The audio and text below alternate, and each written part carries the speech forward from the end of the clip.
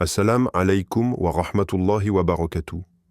Que la paix, la miséricorde et les bénédictions d'Allah soient sur vous. Prenez un moment, fermez les yeux, écoutez votre cœur battre. Dans ce silence, posez-vous cette question. Et si le danger le plus grand n'était pas à l'extérieur, mais à l'intérieur? Le prophète Muhammad, paix et bénédiction sur lui, dans sa sagesse divine, nous a mis en garde contre un lieu qui ne figure sur aucune carte. Un lieu que nous portons en nous tous. Un lieu où l'âme s'égare, où la lumière s'éteint. Un lieu où Allah est souvent oublié. Aujourd'hui, nous allons plonger dans ce lieu interdit, pour comprendre pourquoi le prophète, PSSL, nous a avertis, ne vais jamais là. 1. Le lieu interdit. Le cœur noirci par l'oubli. Le cœur. Il est silencieux, mais il parle plus fort que les mots. Il est caché, mais il gouverne tout ce que l'homme fait, tout ce qu'il est. Et quand il s'assombrit, c'est toute l'âme qui vacille. Le prophète Muhammad, paix et bénédiction sur lui, a désigné ce lieu secret comme le centre de toute purification ou de toute perdition. Ce n'est pas une simple métaphore, c'est un avertissement. Un cri doux mais puissant pour que tu regardes en toi, pas dans tes discours, pas dans tes actes visibles, mais dans l'espace nu et brut que seul Allah voit. Le cœur noirci n'est pas toujours bruyant. Parfois, il est juste, éteint, il oublie, il se détourne, il se remplit de tout sauf d'Allah. Et plus il oublie, plus il devient terrain fertile pour l'arrogance, la colère, la jalousie. Ce n'est plus un cœur. C'est une porte ouverte au murmure du shaitan. Un lieu où la lumière n'entre plus. Mais toi, est-ce là que tu veux qu'habite ton âme? Il est dit dans le Coran, dans un verset qui glace et éveille à la fois, « N'ont-ils donc pas parcouru la terre, et n'ont-ils pas des cœurs avec lesquels ils raisonnent, ou des oreilles pour entendre? Ce ne sont pas les yeux qui s'aveuglent, mais ce sont les cœurs dans les poitrines. » Sourate Al-Hajj 22-46. Ce verset ne te parle pas d'un peuple lointain, il parle de toi. De chaque instant où ton cœur bat sans mentionner celui qui le fait battre, de chaque jour où tu avances sans conscience de ta fin, et chaque soir où tu dors sans repentance.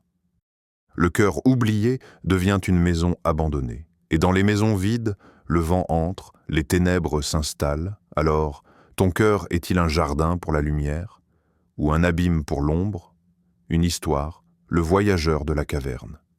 Il marchait seul, le cœur lourd de questions. Le vent soulevait la poussière de ses pas, mais il ne s'en souciait pas.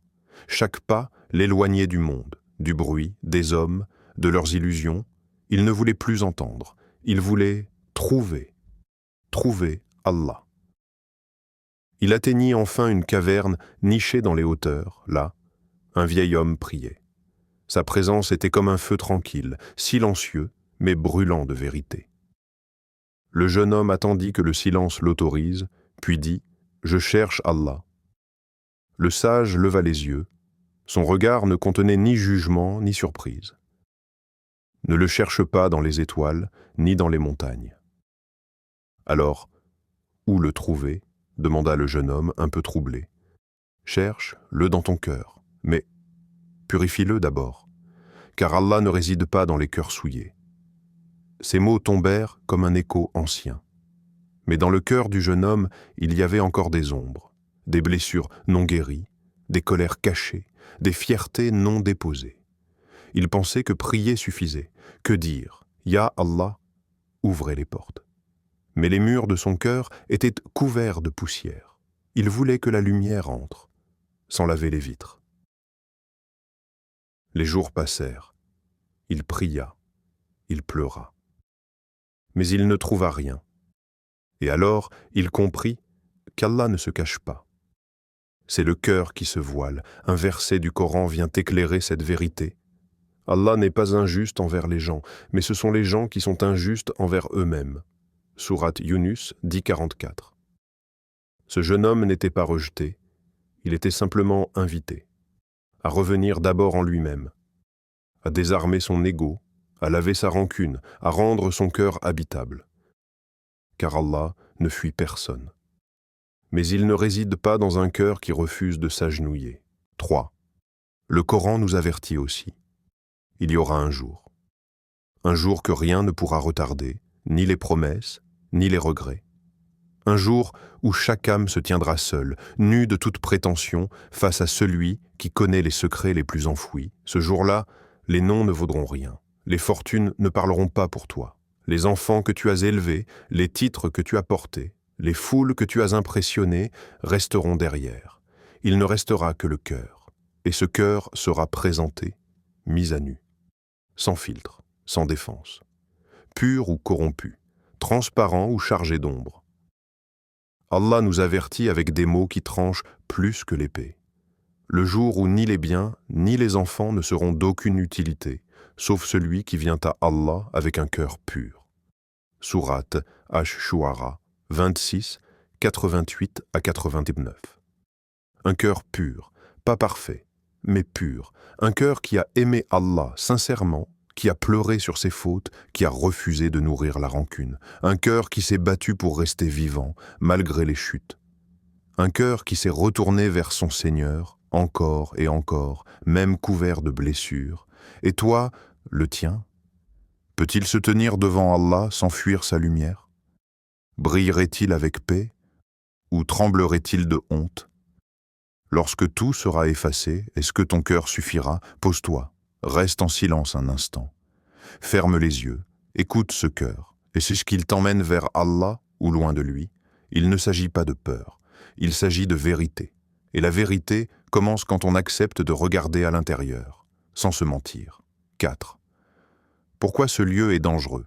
Le cœur est un sanctuaire ou un piège. Tout dépend de ce qu'on y laisse entrer et de ce qu'on y laisse mourir. Il n'y a pas de bruit lorsqu'un cœur commence à s'éteindre. Pas de cri, pas d'alerte. Juste un léger voile, puis un autre, et encore un autre. Chaque péché, chaque oubli, chaque orgueil est une poussière de plus sur le miroir de l'âme. Le prophète Muhammad, paix et bénédiction sur lui, a prévenu avec des mots aussi simples que terrifiants. Quand le serviteur commet un péché, un point noir apparaît sur son cœur. Tirmidhi, 3334. Un point, rien qu'un. Inoffensif peut-être, mais si on ne s'en inquiète pas, il devient une tache, puis une brume, puis une obscurité.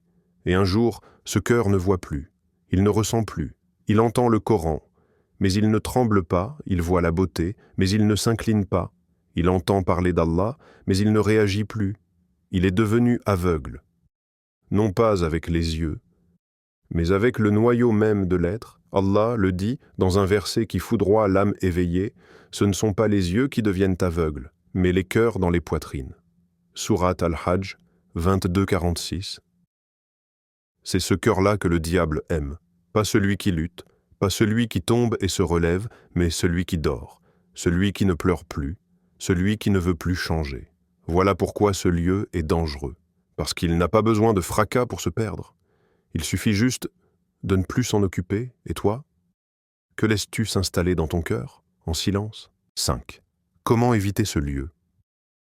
Il existe une lumière qui ne vient ni du soleil, ni de la lune.